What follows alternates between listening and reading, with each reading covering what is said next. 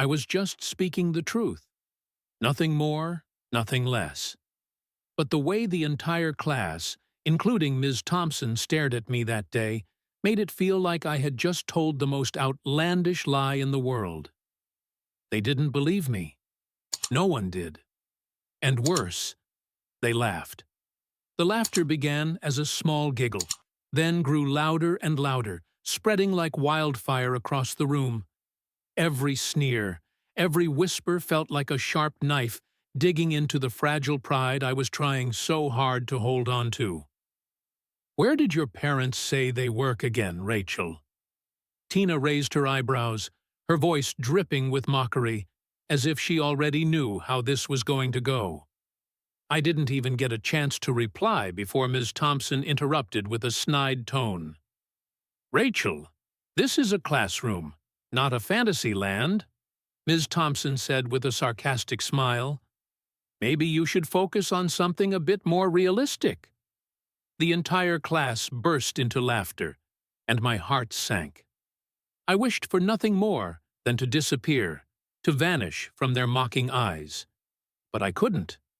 Not this time. I had just said a simple sentence. My parents work at NASA. And with that, I became the laughingstock of the entire class. Have you ever been in a situation like that, where you told the truth, just the plain truth, and the entire world turned their back on you, like you were the one lying? I was just a kid. I didn't have any evidence, no photos or videos of rockets. All I had was one simple truth. My parents worked at NASA. But that didn't matter. It didn't matter that I was telling the truth. The class didn't need proof. They needed a reason to laugh, and I had given them that reason. I went home that day in silence. I didn't tell my parents right away. I didn't cry or shout. I just lay on my bed, staring at the ceiling, and asked myself, if telling the truth isn't enough, should I just keep quiet from now on? What I didn't know was that in just a few days, I would get my answer. A much stronger answer than any explanation I could give. And when that answer came, no one would be laughing anymore. A few days later, things began to change. I still tried to keep my head down, not wanting to stand out or give anyone another reason to make fun of me. I avoided eye contact with my classmates and kept my voice as quiet as possible when answering questions in class. Then came Career Day. It was an event that everyone looked forward to, where students could invite their parents to come talk about their jobs.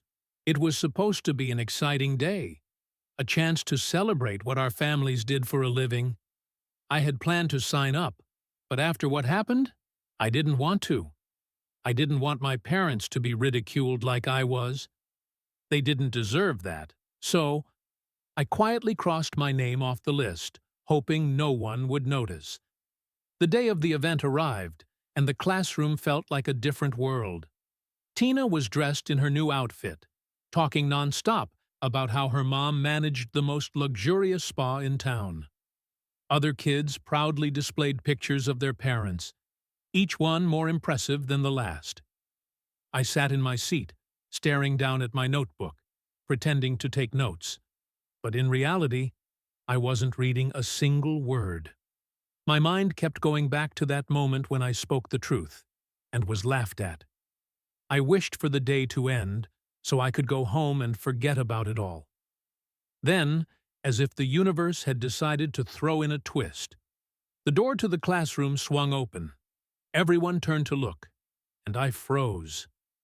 My dad, Dr. James Carter, walked in first, wearing his usual black jacket with the bold NASA logo on the chest. My mom, Sarah Carter, followed right behind, holding a laptop and a thick binder labeled NASA Engineering Artemis Mission. I couldn't believe my eyes. I hadn't signed them up for Career Day. They hadn't told me they were coming. Why were they here? Ms. Thompson stood up, visibly flustered. Sorry. And you are?" she asked, looking at them in confusion. My mom smiled gently and walked to the center of the room. "We're Rachel's parents. I'm Sarah Carter, the lead propulsion systems engineer at NASA, and this is my husband, Dr. James Carter, an autonomous navigation specialist. The room fell silent. I could feel the weight of every eye in the class on us. No one said anything at first, and then my dad opened the laptop. On the screen appeared a live video of the two of them at NASA's control room, surrounded by engineers. My dad's voice echoed through the room. Final calibration complete. Commencing Phase 3, countdown, he said, as the engineers in the video monitored a satellite launch. Ms. Thompson's face went pale. Her pen hovered in the air, forgotten. She didn't know what to say, and I could see the uncomfortable shift in her expression. My mom turned to the class. Her voice was calm but firm. We didn't come here to boast. We came here to show that just because you don't understand something doesn't mean it isn't real. And sometimes, all a child needs is to be believed. The class sat in stunned silence, eyes wide and mouths hanging open. No one laughed anymore. No one even whispered. The truth, in all its undeniable clarity, stood in the room with us, and for the first time, I didn't feel the need to prove anything. Tina, who had been the source of most of the mockery, was now seated quietly, her usual smirk replaced by a look of discomfort. Her fingers nervously fiddled with the strap of her backpack, as if she didn't know where to look. Miss Thompson, who had been the first to dismiss me, now stood there, awkwardly shifting from foot to foot, as if the very ground had shifted beneath her. She tried to regain control, but it was clear that the room had already shifted in its understanding. "That was quite a presentation," she finally managed to say, though her voice lacked the confidence it had before. It was as if she, too, was trying to grasp what had just happened. My dad didn't say anything more. He didn't need to. His silence spoke volumes. My mom, however, wasn't done. She stepped forward, her voice steady as she addressed the class. "We're not here to boast about our jobs or our titles," my mom said, her eyes scanning the room. "We're here because Diana spoke the truth, and no one should ever feel ashamed of that. No one should ever be made to feel small for being proud of who they are or where they come from." There was a pause, and for the first time that day, Miss Thompson seemed to understand. Her eyes softened, and she took a step back, looking almost like she was processing everything that had just unfolded in front of her. "Sometimes, being right doesn't need applause," my mom continued, her voice calm yet powerful. "Sometimes, all it needs is to be said, and to stand firm, no matter what anyone else says." I looked around at my classmates. They were all staring at my parents, at the video of the satellite launch, at the undeniable evidence that I had told the truth. I didn't need to speak anymore. The truth had already said it all. When the presentation ended, there was a long silence. No one dared to laugh. No one dared to speak. The classroom, once a place of mockery and judgment, had become a place of respect. Ms. Thompson, still trying to salvage what she could, cleared her throat and gave a nervous smile. That was certainly something special. My mom nodded, and my dad gave a small smile. Neither of them felt the need to say more. Their presence, their work, their calmness in the face of ridicule had said everything. As my parents left the classroom, the whole class sat there, still in stunned silence. I didn't feel the need to say anything either. I stood up, grabbed my backpack, and walked out of the room without a word. Outside, the sun was setting, casting a warm, golden light through the windows. I didn't look back. I didn't need to. I had already proven what I had always known. The truth, no matter how much it was mocked, would always stand strong. The next few days at school were different. When I walked through the hallways, I could feel the eyes of my classmates on me, but they weren't mocking or whispering. They were watching me with a kind of hesitant respect, like they weren't sure what to say. But they knew something had changed. Even Tina, who had once been the ringleader of all the teasing, seemed to avoid my gaze. She walked past me in the hallways with her head down, not making a single sarcastic remark. It was like she had become a shadow of the person she once was, and I wasn't sure if I should feel sorry for her or relieved. As for Miss Thompson, I noticed she didn't look at me the same way anymore.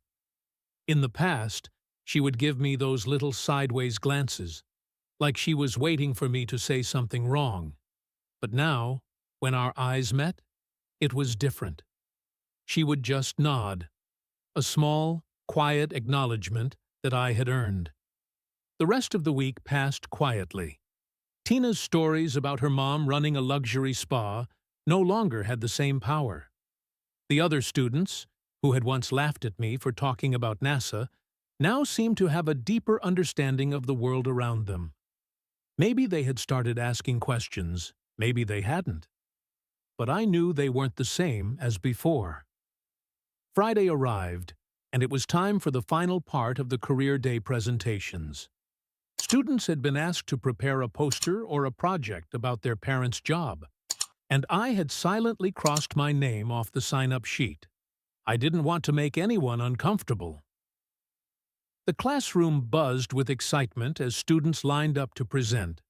Some brought in posters with pictures of their parents at work. Others had small projects. Tina stood up, her face glowing with pride, as she began talking about her mom's spa. "My mom is the manager of the top spa in town. She works with celebrities, and she's always on the go," Tina said with a smile that could light up the room. "She's made a name for herself in the business, and I'm so proud of her." The class clapped for her, as they always did. I didn't mind. I knew Tina had worked hard to be the star of the class, but then it was my turn. I had no flashy poster or elaborate project, just a simple sheet of paper with the words NASA, Artemis Program. I stood up and cleared my throat. The room quieted down, and for a brief moment, I felt like everyone was waiting for me to say something ridiculous. But I didn't. I just spoke the truth, simple and clear. My parents work at NASA. My mom is a propulsion systems engineer, and my dad is an autonomous navigation specialist. For a moment, no one moved. Then, a few students leaned forward, curiosity in their eyes.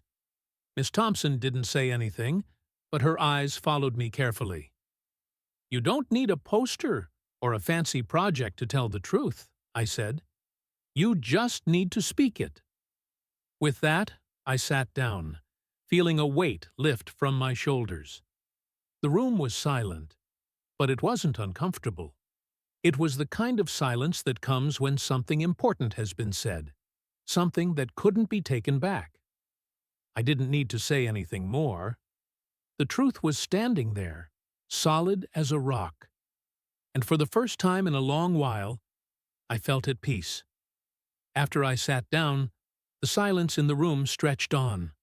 No one laughed, no one mocked. Even Tina, who had once led the ridicule, kept her eyes down, fidgeting with her notebook.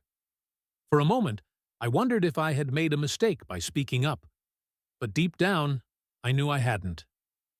As the next students presented their projects, I couldn't help but notice how different the atmosphere was.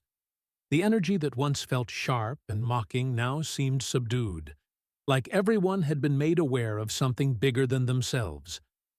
It was as if the walls of the classroom had expanded, and for the first time, the truth stood taller than any joke.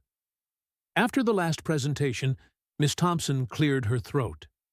She looked around the room, her eyes lingering on me for a moment before she spoke. "Well," she began, "I think we've learned something important today. Sometimes the truth doesn't look like what we expect it to, but it's still real."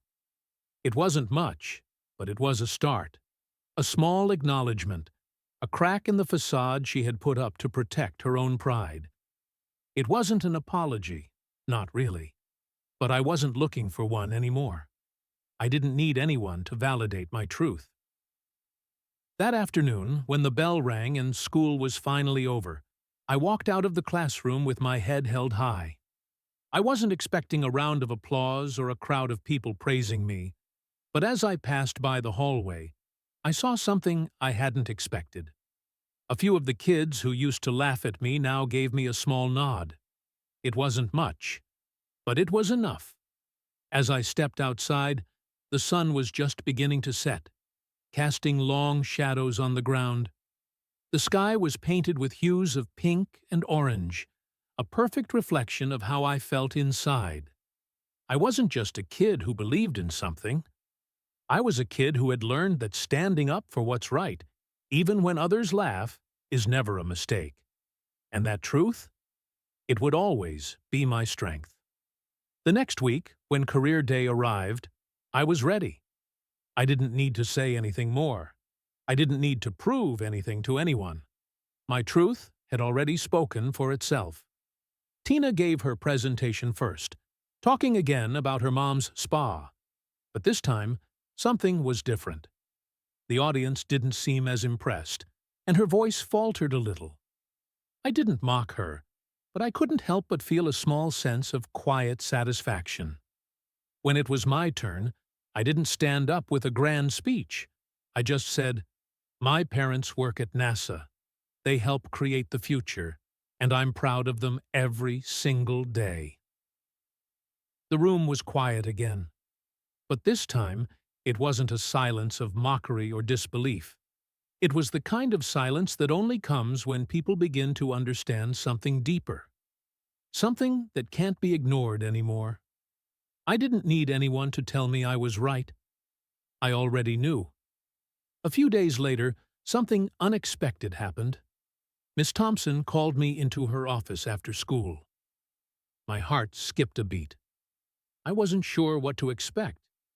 Maybe she wanted to apologize, or maybe she had another lecture prepared for me. When I walked in, she was sitting behind her desk, her hands folded in front of her. She looked up, and for the first time, there was no sarcasm in her eyes. "Diana, I need to apologize," she said, her voice softer than I had ever heard it. "I was wrong about you, about what you said. I didn't take your words seriously, and I should have. No one should ever feel like they can't speak their truth." For a moment, I was stunned. This wasn't the same teacher who had dismissed me so easily.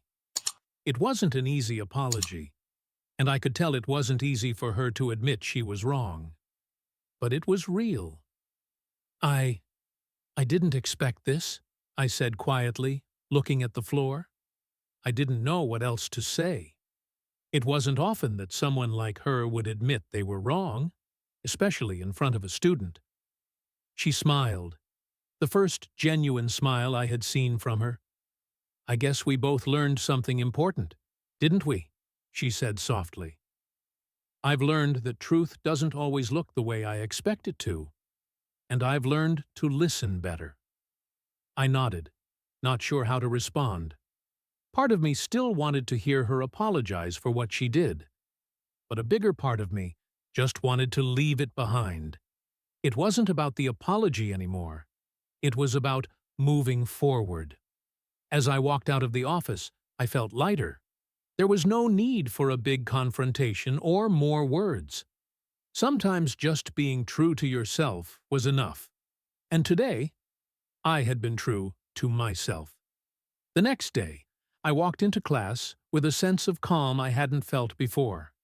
Even though the whispers from some of the kids were still there, it no longer bothered me. Tina didn't make any more snide remarks, and Miss Thompson, though still distant, looked at me with a quiet understanding. It was clear that the dynamic had changed. I wasn't just the odd kid who didn't fit in anymore. I was someone who had stood up for herself, and the respect that came with that was undeniable. From then on, things were different. I didn't need to fight for my place anymore. I didn't need to yell or scream to be heard. I had already proven that my voice mattered. And as for Miss Thompson, she never dismissed me again. She never mocked me or treated me like I was less than anyone else. She had learned, just like everyone else, that the truth doesn't need to shout. It just needs to be spoken. Weeks passed, and the days at Sunny Valley Elementary slowly began to feel more like a routine than a battlefield. I didn't expect everyone to suddenly become my friend, but the whispers that once followed me in every hallway began to fade. I still didn't fit in with the crowd, but that didn't matter anymore. I wasn't looking for approval from anyone. I was happy being myself, and that was enough. I continued to gaze at the stars during recess, reading books that took me to places where no one could judge me for being different. I didn't need to explain myself. I didn't need to hide who I was. One afternoon, I found myself back at my usual spot by the school fence, staring at the sky as if it held all the answers to my questions. A group of kids passed by, and I overheard one of them whispering, "Hey, that's the girl whose parents work at NASA." I didn't flinch. I didn't even look up. I didn't need to react anymore. People could whisper all they wanted. I knew the truth, and that was all that mattered. As I walked to class that day, I felt a strange sense of peace. It wasn't because everyone had suddenly accepted me, but because I had accepted myself.